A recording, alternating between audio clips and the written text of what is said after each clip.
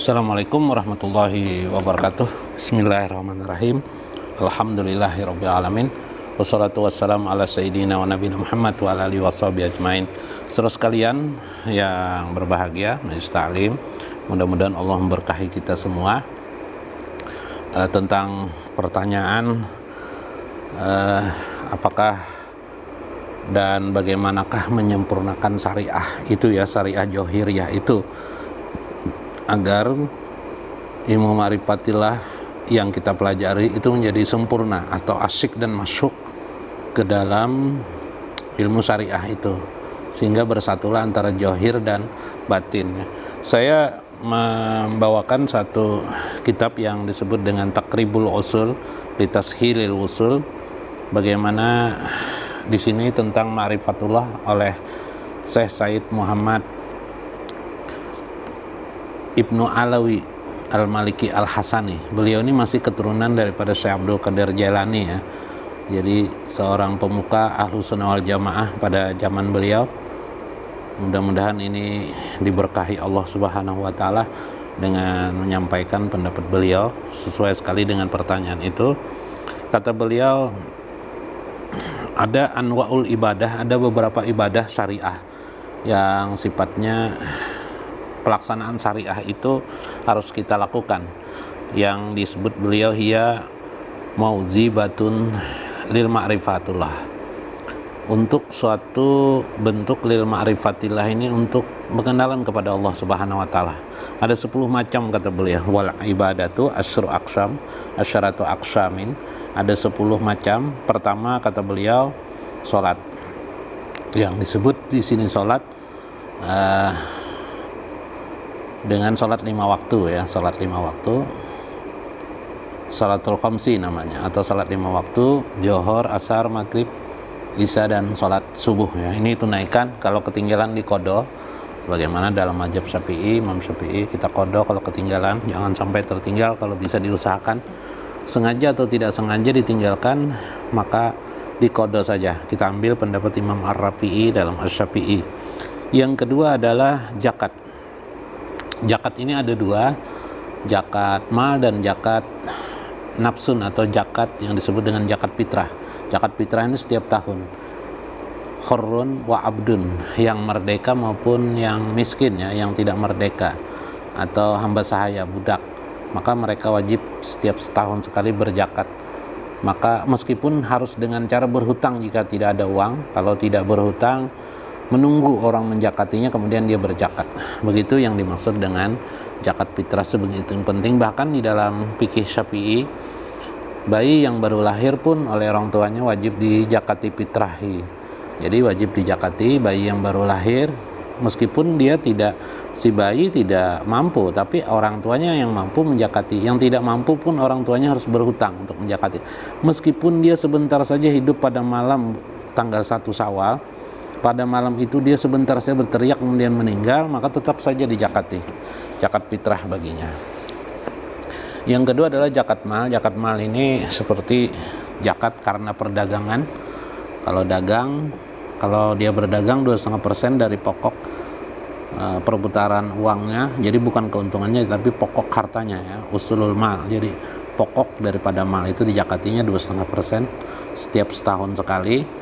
Dikiaskan juga dengannya, tidak ada dikiaskan ya, maksud saya termasuk juga yang sekarang mungkin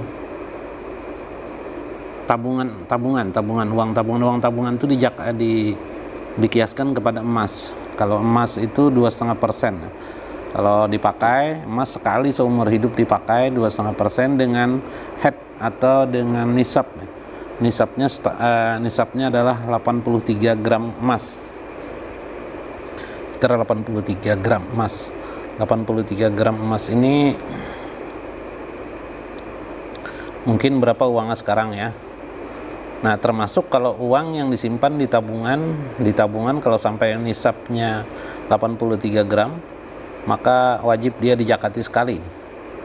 Tahun berikutnya tambahannya saja lagi. Kalau tahun berikutnya berkurang ya tidak ditambahi. Jadi kita harus ingat hitungan tabungan kita ataupun emas yang kita, kalau itu lebih maka dijakati dia dengan zakat zakat emas 2,5%. Demikian juga zakat pertanian. Pertanian itu 5% sampai 10%. Bila tak ada hujan, berarti 10% zakatnya. Jadi dalam 100 gantang ada 10 gantang ya. Berarti zakatnya 10%. Kalau 5% saja berarti 5% misalnya karena dibiayai pertanian itu dengan pupuk, dengan berbagai hal, maka itu 5%. Umumnya 5% ya. Kecuali yang biasanya pertanian di hutan-hutan itu yang padi ditanam kemudian dibiarkan, nah itu 10% ya, zakatnya. Itu tentang zakat. Kemudian yang ketiga adalah as-saum, puasa, yakni fi yaumi Ramadan, pada bulan Ramadan, atau sehari Ramadan. Kemudian yang keempat haji, man istata ilaihi sabila, bagi orang dapat mengerjakan haji yang mampu. Yang kelima adalah qiraatul Quran, membaca Al-Quranul Karim, baik dengan cara tartil, tadarus, maupun dengan berlagu silakan. Bagi yang tidak bisa mengaji Al-Quran, maka hendaklah menyempurnakan syaratnya dengan suka membaca surah-surah yang dihafalinya. Misalnya dia mengulang-ulang surah Fatihah, surah Qul Huwallahu Ahad, atau Fatihah 4 ya kalau kita di kampung. Itu silahkan dibaca, diulang-ulangnya seberapa dia bisa mampu.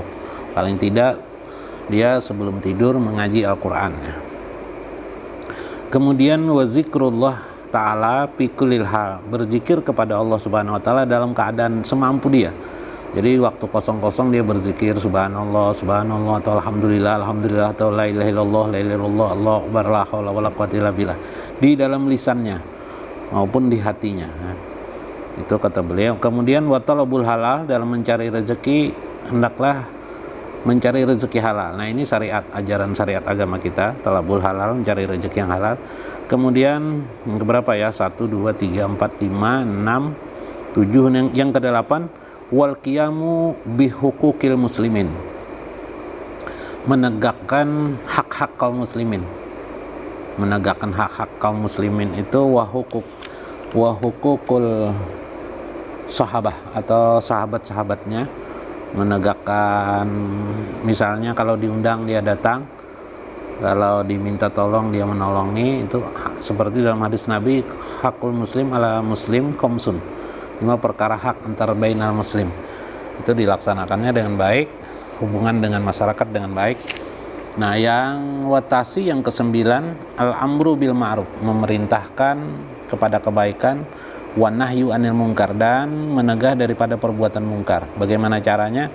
Nah, dalam hal amar ma'ruf ini ya mengajak keluarga kita, siapa yang kita kenal, untuk taat kepada Allah Subhanahu wa taala. Pada intinya begitu, mengikuti ajaran Allah Subhanahu wa taala. Dan wa nahyu anil munkar, tentang mungkar ini kalau kita bisa melihat, bisa menegahnya, tegahlah, kata Rasulullah SAW dalam hadis riwayat Imam Muslim, man ra'a minkum mungkaran, bila kamu melihat kemungkaran, fal yughayyir biyadi, tegahlah dengan tangan kalian.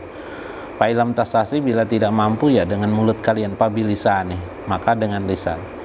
Kalau tidak mampu juga dengan lisan menegurnya, maka dengan pabikolbi, dengan tidak suka di hati, kemudian ya tidak suka, kemudian kalau bisa berdoa kepada Allah Subhanahu wa taala. Ini konsepnya, wadzalika da'aful iman, itulah selama-lemahnya daripada iman ya. Itu siasatu syariah yang ke-9 tadi. Yang ke-10 wal asir ittiba'us sunnah. Nah, kalau bisa mengikuti sunnah-sunnah Nabi yang sunat-sunat. Bagaimana kita menguruskan hal-hal yang sunat. Ini 10 bagaimana waskita syariah kita untuk menjalankan syariah itu agar kita menjadi sempurnalah ilmu ma'rifah kita, ilmu batin kita. Wa huwa miftahu sa'adah, itulah yang disebut dengan kunci pokok daripada ibadah yang disebut oleh beliau ini. Kemudian wa amaratul mahabbah, kemudian itulah yang disebut dengan kecintaan kita, bukti cinta kita kepada Allah Subhanahu wa taala. Kama qala Allah taala, sebagaimana Allah berfirman,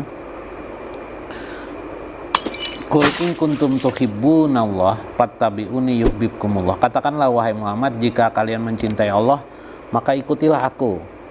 Yuhibbukumullah, niscaya kalian akan dicintai Allah. Jadi mengikuti sunnah Nabi itu mengakibatkan kita dicintai oleh Allah Subhanahu wa taala. Inilah payan bagi lil abdi ayya'buda rabbahu wa yatazallalu li khaliqihi maka itulah yang menjadikan seorang hamba itu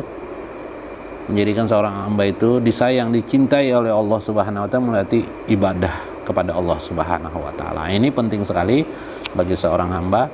Bahkan di dalam kitab ini beliau menjelaskan bahwa ibadah itu ubudiyahnya atau ibadah lil ibadah bitarikil hasari isyaratin ila ar-rububiyah ila anna rububiyyata lillahi ta'ala, bahwa kata beliau rububiyah itu menunjukkan isyarat ibadah itu menunjukkan sebuah isyarat lebih utama daripada lebih utama daripada risalah itu sendiri. Nah, karena itu beliau mengatakan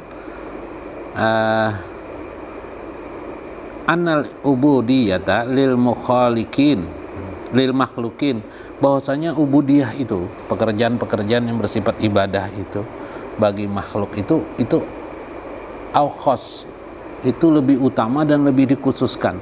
Wa ausafahum, itulah yang akan mensucikan mereka, menjadikan mereka utama di sisi Allah Subhanahu wa taala. Hatta qalu, sebagaimana mereka mengatakan innaha abadalun minar risalah, karena itu ibadah itu lebih utama daripada risalah itu sendiri. Karena hakikat lubab inti daripada risalah itu ibadah kepada Allah Subhanahu wa taala. Mungkin maksud beliau ini adalah wa ma khalaqtul jinna wal insa illa liya'budun, ya, firman-Nya.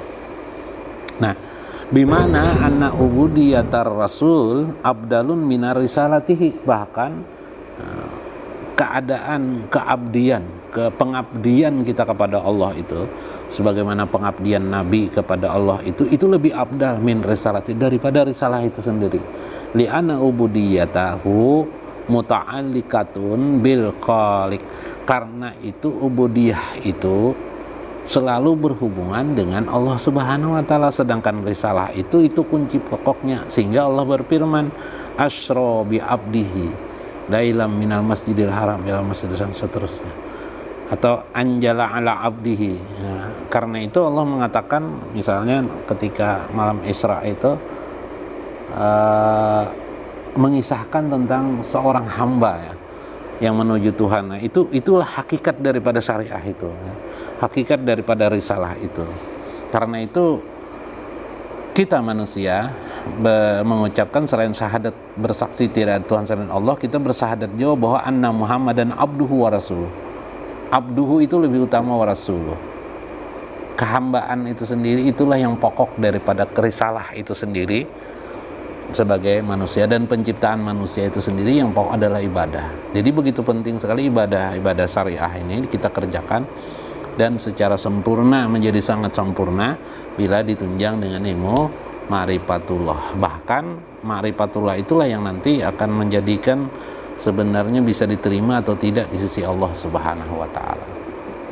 Kira-kira jelas pengertian dari dimaksud daripada hubungan syariah jahiliyah itu yang mana-mana yang pokok kita kerjakan. Ada 10 macam kata beliau tadi. Wallahu a'lam bishawab, mudah-mudahan ada manfaatnya. Wallahul muwaffiq wa aqwamut thoriq. Wassalamualaikum warahmatullahi wabarakatuh.